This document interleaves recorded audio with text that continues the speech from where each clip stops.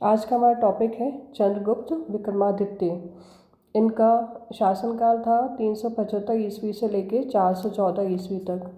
समुद्रगुप्त के पश्चात गुप्त वंशावली में उसके पुत्र चंद्रगुप्त द्वितीय का नाम मिलता है, जिसकी एक लोकप्रिय उपाधि विक्रमादित्य है। लेकिन यह संभावना व्यक्त की गई है कि इन दोनों सम्राटों के मध्य बहुत अल्पकाल के लिए रामगुप्त, जो संभवतः चंद्रगुप्त का ज्येष्ठ भ्राता था, का शासन रहा हो। कुछ साहित्यिक उल्लेखों तथा पूर्वी मालवा क्षेत्र से प्राप्त रामगुप्त के नाम तथा गरुड़ चिन्ह सिक्कों के आधार पर रामगुप्त की ऐतिहासिकता प्राय विद्वानों द्वारा स्वीकार की जाती है। चंद्रगुप्त द्वितीय को साम्राज्य निर्माण का कठिन कार्य नहीं करना पड़ा। उसके सामने समस्या गुप्त साम्राज्य को और दृढ़ तथा सुरक्षित बनाने की थी। चंद्रगुप्त द्वितीय कुशल नीतिज्ञ था। उसने वैवाहिक संबंधों के माध्यम से अपने प्रभाव क्षेत्र में वृद्धि की। चंद्रगुप्त विक्रमादित्य की पुत्री प्रभावती गुप्ता के पूना और रिठपुर ताम्रपत्रों से प्रकट होता है कि चंद्रगुप्त विक्रमादित्य ने नागकुल में उत्पन्न कुबेर नागा के साथ विवाह किया था।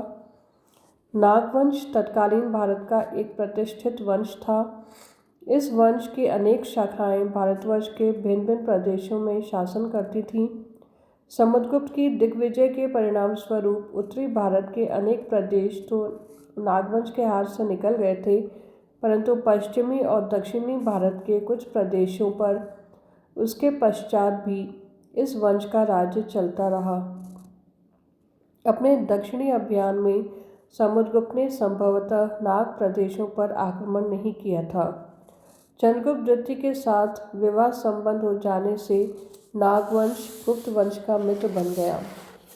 नागवंश के समान वाकाटक वंश भी तत्कालीन भारत का एक अत्यंत महत्वपूर्ण वंश था। उसने दक्षिण पश्चिम में एक शक्तिशाली राज्य की स्थापना की। समुद्रगुप्त ने ऐसे शक्तिशाली राजवंश के साथ शत्रुता करना उचित न समझा था।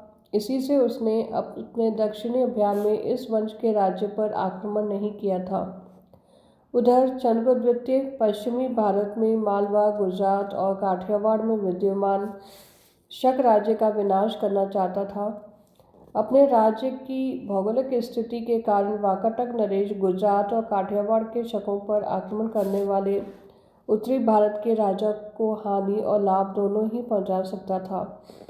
अतः वाकाटक वंश को अपने पक्ष में करने के लिए चंद्रगुप्त द्वितीय ने अपनी कन्या प्रभावती गुप्ता का विवाह वाकाटक नरेश रुद्रसेन द्वितीय के साथ किया।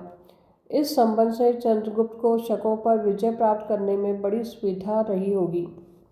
रुद्रसेन की मृत्यु के पश्चात चंद्रगुप्त की सहायता से उसकी विधवा पुत्री प्रभावती गुप्ता ने वाकाटक राज्य का शासन संचालन किया।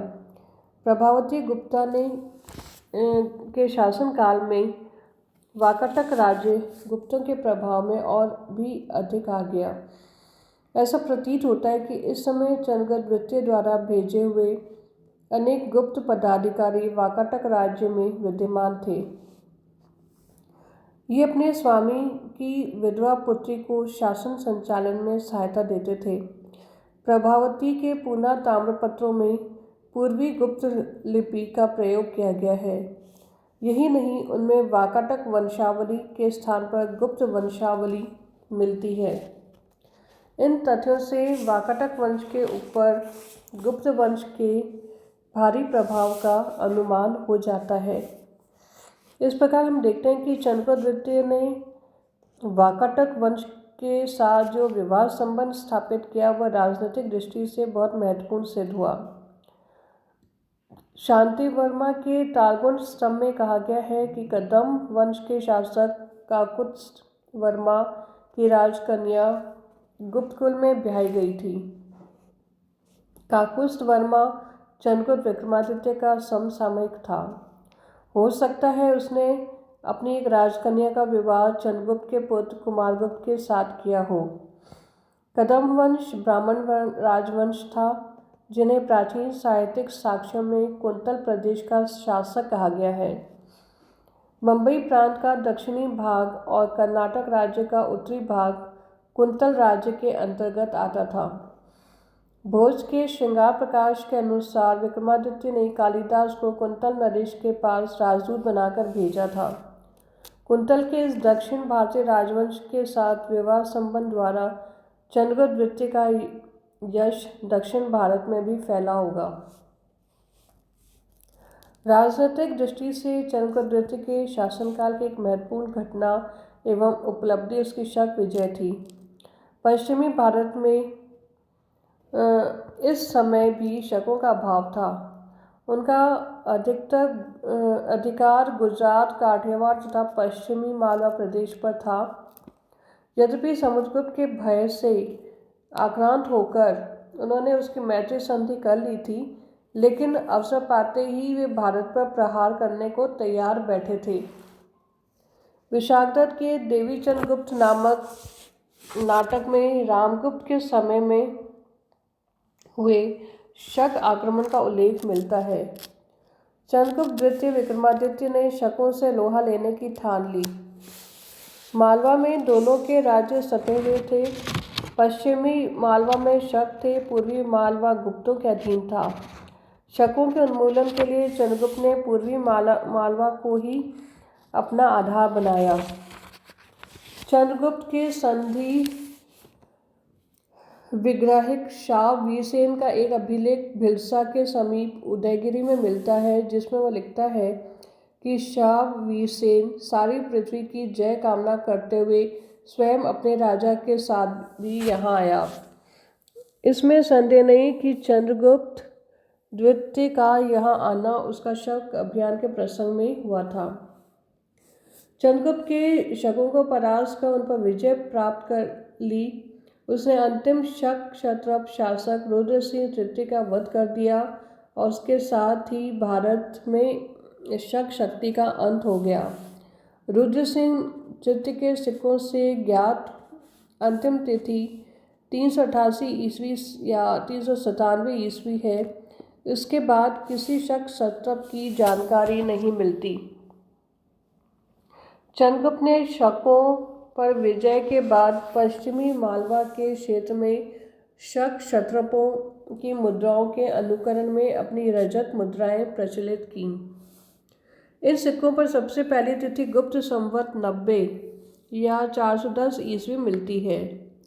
शक नरेश रुद्र सिंह तृतीय की अंतिम ज्ञात तिथि 397 ईस्वी और शक विजय के बाद शक मुद्राओं की नकल पर मालवा में प्रचलित किए गए चंद्रगुप्त द्वितीय के सिक्कों की पूर्वतम ज्ञात तिथि 410 ईस्वी है। इन दोनों तिथियों के मध्य चंद्रगुप्त का शकों के साथ युद्ध हुआ होगा। विद्वानों का अनुमान है कि यह तिथि 400 ईस्वी के आसपास होनी चाहिए। चंद्रगुप्त द्वितीय की शक विजय के बड़े महत्वपूर्ण परिणाम निकले। पश्चिमी मालवा, गुजरात, सौराष्ट्र और काठियावाड़ के प्रदेश गुप्त साम्राज्य के अंतर्गत आ गए और पश्चिम के गुप्त साम्राज्य की सीमा अरब सागर तक पहुंच गई। भृगुकच्छ नामक प्रसिद्ध बंदरगाह अब गुप्त साम्राज्य के अंतर्गत आ गया। मालवा, गुजरात और सौराष्ट्र के उर्वर तथा समृद्ध प्रदेशों की प्राप्ति तथा पश्चिमी तटवर्ती पत्तनों के संपर्क से गुप्त काल में व्यापार की बड़ी अभिवृद्धि हुई। उस काल में उज्जैन व्यापार का बहुत बड़ा केंद्र था और बहुत सारे व्यापारिक मार्ग वहाँ केंद्रीभूत थे। ऐसा प्रतीत होता है कि शक विजय के पश्चात चंद्रगुप्त ने अपनी दूसरी राजधानी उज्जैन में स्थापित की। 58 ईसा पूर्व में शकों को परास्त कर उज्जैन के राजा विक्रमादित्य ने विक्रम संवत का प्रवर्तन किया था। विद्वानों का मानना है कि उस महान परंपरा की स्मृति में चंद्रगुप्त द्वितीय ने शक विजय के बाद विक्रमादित्य की उपाधि धारण की। दिल्ली के मेहरौली नामक स्तंभ पर कुतुब मीनार के समीप एक लौह स्तंभ पर एक अभिलेख खुदा हुआ है, जिसमें चंद्र नाम के एक राजा की उपलब्धियों का वर्णन है। इस अभिलेख में कोई तिथि नहीं है, न ही यह स्पष्ट किया कि चंद्र नामक राजा कौन है। इस अभिलेख में हमें जो सूचनाएं मिलती हैं वे हैं चंद्र नामक एक राजा था। उसने अपने भुजबल से अधिराज्य की स्थापना की। उसका शासन दीर्घकालीन था। वंग युद्ध में उसने सम्मिलित रूप से आए शत्रुओं को भगा दिया। युद्ध में सिंधु नदी के 7 मुखों को पार कर उसने बाहल्कों को पराजित किया। उसके शौर्य समीर से आज भी दक्षिणी समुद्र सुगंधित है। जिस समय यह अभिलेख उत्कीर्ण कराया गया था उस समय तक वह राजा मर चुका था।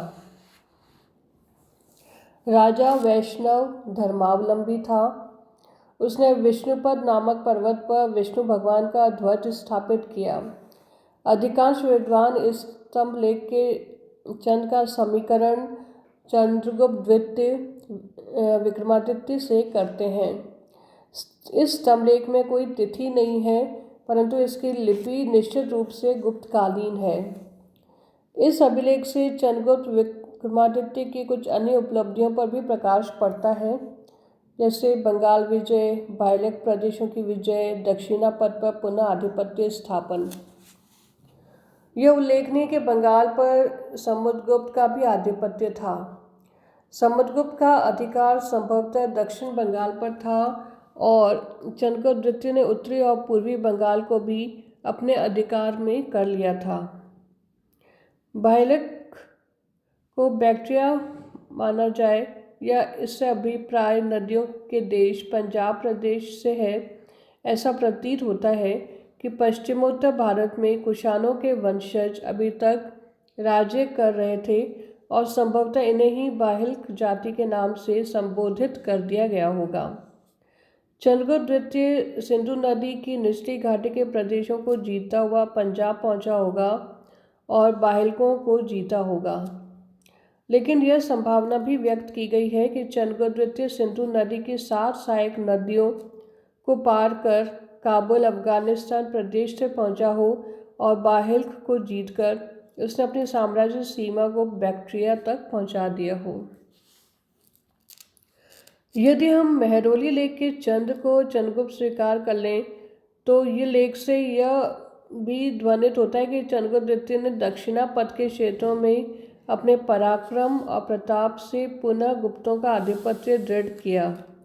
प्रोफेसर श्रीराम गोयल ने अपनी पुस्तक the history of imperial Gupta's में मेहरौली लेख के चंद्र का समीकरण समुद्रगुप्त से किया है।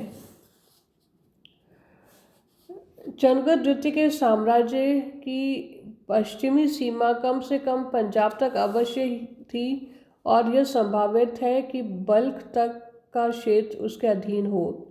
पूर्व में उसका साम्राज्य बंगाल तक विस्तृत था। दक्षिण पश्चिम में सिंधु डेल्टा, गुजरात और काठियावाड़ पर उसका अधिकार था। दक्षिण के वाकाटक और कदम वंश उसके प्रभाव क्षेत्र में थे। दक्षिणापथ के अन्य राजा भी उसके प्रभाव को स्वीकार करते थे। मेहरौली स्तंभलेख के अनुसार उसके शौर्य समीर से आज भी दक्षिणी समुद्र सुगंधित है। इस प्रकार भारत के एक बहुत बड़े भूखंड पर चंद्रगुप्त द्वितीय विक्रमादित्य का अधिकार था और चंद्रगुप्त मौर्य के बाद इतने बड़े प्रदेश पर किसी अन्य भारतीय शासक ने शासन नहीं किया। प्राय संपूर्ण भारत पर अपना आधिपत्य स्थापित करने के बाद गुप्त शासन प्रबंध को संगठित करने का श्रेय भी चंद्रगुप्त को ही है। उसके आदर्श शासन की प्रशंसा चीनी यात्री फाहियान ने की है, जो उसके काल में भारत आया था। चंद्रगुप्त द्वितीय वैष्णव धर्मावलंबी था। उसकी मुद्राओं और गुप्त अभिलेखों में उसे परम भागवत कहा गया है। मेहरौली स्तंभलेख में उसे स्पष्ट वैष्णव कहा गया है। उसने विष्णुपद नामक पर्वत पर विष्णु ध्वज स्थापित किया था। चंद्रगुप्त धार्मिक दृष्टि से सहिष्णु था तथा अन्य धर्मों का भी आदर करता था। महान विजेता तथा कुशल प्रशासक होने के साथ साथ चंद्रगुप्त द्वितीय सांस्कृतिक उत्कर्ष का अग्रदूत भी था। वह विद्यानुरागी था और विद्वानों को आश्रय तथा प्रोत्साहन देता था। संस्कृत के महान कवि कालिदास चंद्रगुप्त के नवरत्नों में शिरोमणि थे। चंद्रगुप्त के शासनकाल में कला, स्थापत्य एवं मूर्ति रचना का उल्लेखनीय विकास हुआ और भारत का सांस्कृतिक विकास अपनी पराकाष्ठा पर पहुंच गया। धन्यवाद।